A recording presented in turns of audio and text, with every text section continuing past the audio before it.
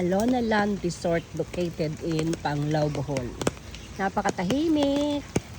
Medyo makalat lang kasi bumabagyo ngayon. Pero sobrang tahimik. Ang sarap ng tulog namin kagabi. Malakas din yung internet so pwedeng mag-work from home dito. Yan. Yan naman. Kung ayaw nyo ng maingay ng mga banda-banda, dito na kayo.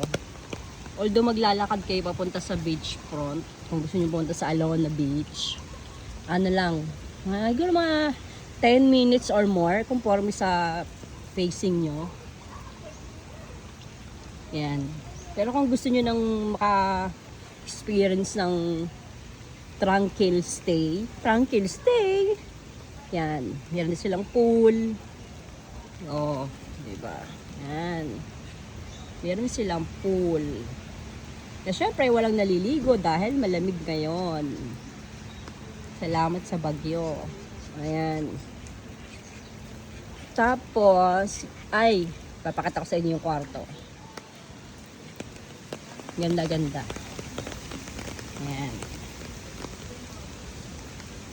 Sobrang ganda nung kwarto.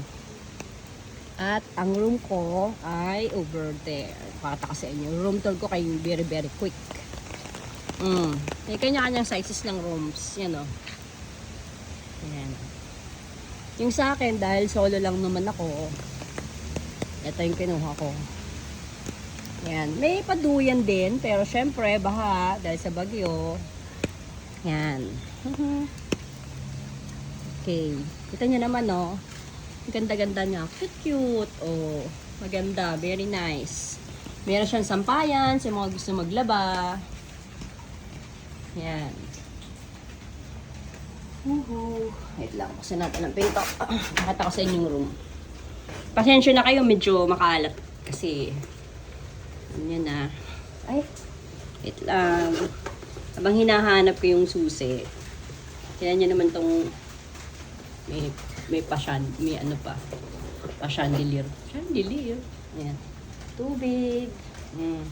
Itong view mo pagising mo sa umaga. Imagine niyo lang na walang bagyo. Meron pa kayong diba? Mga ibon pa. Okay, here it is. So, ito yung room namin. Ay, namin. Room ko pala. Isa lang pala ako. Drosera. Yan. Pasensya na sa kalat. Oh. Ano ba to? Queen size bed pa yan. Siguro. Pasensya na. Hindi masyadong sanay sa mga sizes ng bed. Ayan. So, sana natin pinto kasi malamok. So, meron siyang workstation. Tapos, baby ka dito. May fridge na walang laman, syempre. Kundi, yan, 2 beer. Yan. Maganda yung aircon, ha, in fairness. Coppel. Gandang brand, malamig. Okay. At, pakita ko sa inyo yung banyo. So, yan. Maganda siya. So, meron siyang water faucet ba yan? Ganda. Okay naman. Malinis.